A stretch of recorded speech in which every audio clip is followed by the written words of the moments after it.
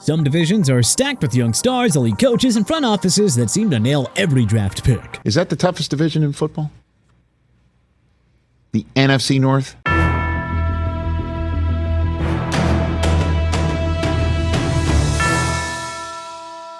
Others, So today, let's take a look around the league and project into the future to see which divisions have the most promising futures. And of course, rank them accordingly. Number 8, NFC South. The NFC South is essentially the NFL's waiting room for the most incompetent organizations, aside from the Buccaneers. This division is more about what could be rather than what is. Over in New Orleans, the Saints are living in NFL purgatory. Derek Carr is the definition of fine. Not great, not terrible, just fine.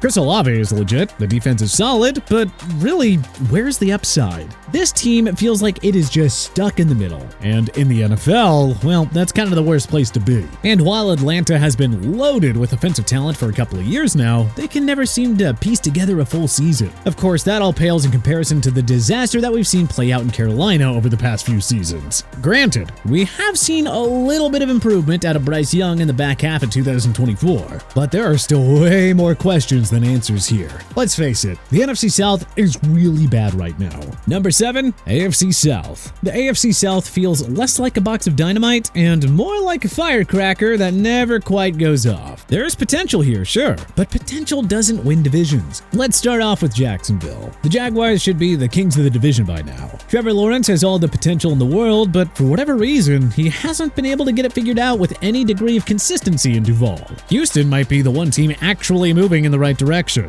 CJ Stroud looks like the future. Calm, confident, and frankly, better than most had expected, even with a slight regression in year 2. And on the other side of the ball, you have Will Anderson Jr. leading the way. That sounds like the foundation is something very real. But let's not pretend that this team is really ready to contend just yet. The Texans still maybe need like a year or two before they're actually scaring anyone in January. And then there's Indianapolis. Anthony Richardson's potential is electric, but the dude just cannot stay healthy or, quite frankly, deliver accurate passes with any sort of consistency. That's a bit of a problem. It doesn't matter how much potential he has if he's in street clothes half the season. At this point, even with Richardson on the field, the Colts team still feels like Jonathan Taylor or bust. And Tennessee? Yeah, they're circling the drain. Will Levis is not the answer. And even in year 1, it feels like Bill Callahan is coaching on borrowed time. The only bright side for the Titans has been the defense. But unfortunately, there is not enough there to put much stock in their prospects for the future. The AFC South has been building for the future for like half a decade now.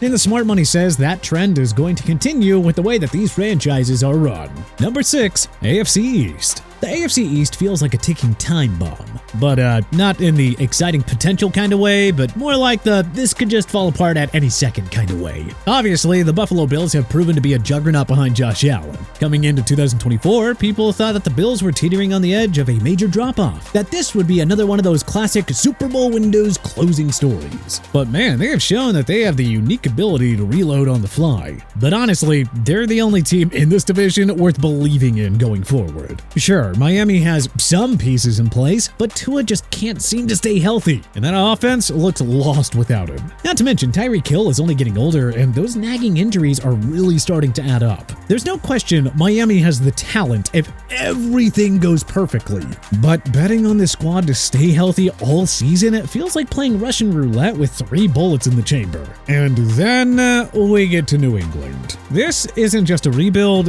this is scorched earth. Drake May is the new shiny toy, but come on, let's be real. Even if May turns into the second coming of Tom Brady, and spoiler, he won't, the Patriots offense needs some serious help. Outside their defense keeping games mildly respectable, this is a team that's going to take its lumps for a while. And then we got the New York Jets, a franchise that seems doomed to torture its fan base for decades to come. Or at least as long as the Johnson family and their bizarro world cast of characters continues to run that team into the ground. What makes New York all the more frustrating is that they've been able to accumulate a ton of talent through the draft. Sauce Gardner and Garrett Wilson are legit studs, and their defense, aside from 2024, has been one of the most consistent in the entire league. They were even able to pull off the miracle offseason move of acquiring Aaron Rodgers. But man, I'm pretty sure this franchise is straight up cursed. Cursed by the incompetence of their ownership. Because even when things are going well, they just can't help but meddle. And sooner than later, things will always fall apart at the seams for the Jets. Number 5,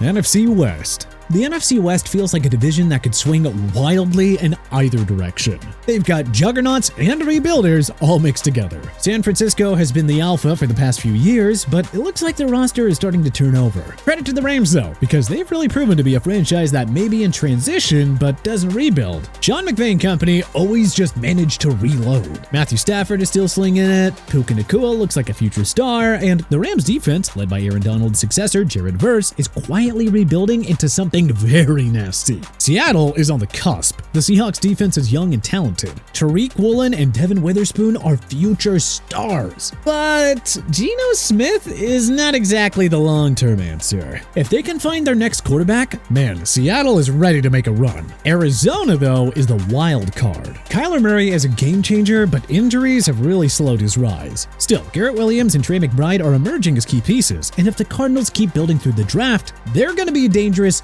very soon. The NFC West is very unpredictable, but they should still remain one of the more competitive divisions moving forward. Number 4, NFC East. With characters like Jerry Jones, Nick Sirianni, and the Mara family, the NFC East is like a soap opera. Dramatic, unpredictable, and somehow always in the spotlight whether it deserves to be or not. Let's start off with Philadelphia. The Eagles are still the class of the division, no question about it. Jalen Hurts continues to play like an MVP candidate, and adding Saquon Barkley to an already loaded offense almost feels unfair. Philly's offensive line is elite. The defense can shut down teams when it matters most. These guys should absolutely contend for years to come. Dallas, on the other hand, well, it's like a fancy sports car with some major engine trouble. Dak Prescott can light up the scoreboard one week and then just look completely out of sync the next. Micah Parsons is a one-man wrecking crew on defense, but the Cowboys still haven't really figured out how to get over that playoff hump. And in 2024, they couldn't even get out the gates. Now, all of that said, the talent is still there, and the window hasn't completely closed, but time is ticking. And then we have Washington. Look, the Commanders might finally be onto something here. Jaden Daniels has actually injected life into this franchise, and for the first time in what feels like literally forever, there is genuine excitement in DC. And last, and most certainly least, we got the Giants. Ugh, this team, this entire organization is a complete mess. They gambled and lost on Daniel Jones, and it looks like they're going to be paying off that debt for years to come. Number 3, AFC North. The AFC North isn't just tough, it is downright brutal.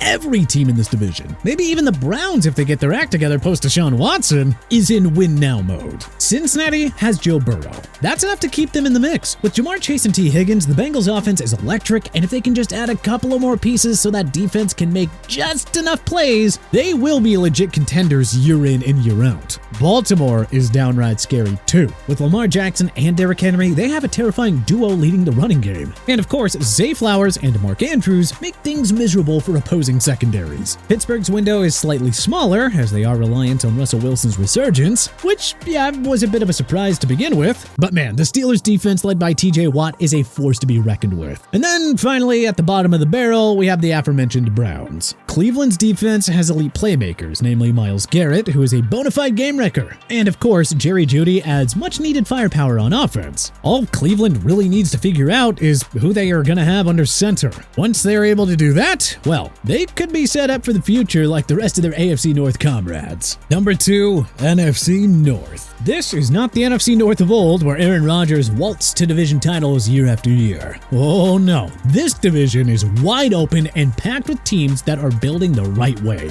At the top, you've got the Detroit Lions, who are slowly transforming from the league's lovable underdog into a legitimate powerhouse. Then we got Green Bay, who might have found their next franchise quarterback without needing a 30-year gap of mediocrity. And of course, let us not forget about the Vikings, who have one of the best head coaches in the game in Kevin O'Connell and a resurgent Sam Darnold leading the way under center, with the top prospect in JJ McCarthy sitting right behind him. And yeah, Chicago. Yes, the Bears. They They have this past year's #1 overall pick in Caleb Williams as their signal caller. And if the front office gets its act together and brings in a coach that can establish a culture to bring order to that talented roster, well, we could see them competing much sooner rather than later too. Number 1. AFC West. The AFC West isn't just loaded, it is slowly but surely becoming downright unfair. We are talking about a division with quarterbacks who can light it up, led by some of the best head coaches in the league, and defenses that can wreck games. And then we also have the Raiders, who are still toiling away in incompetence.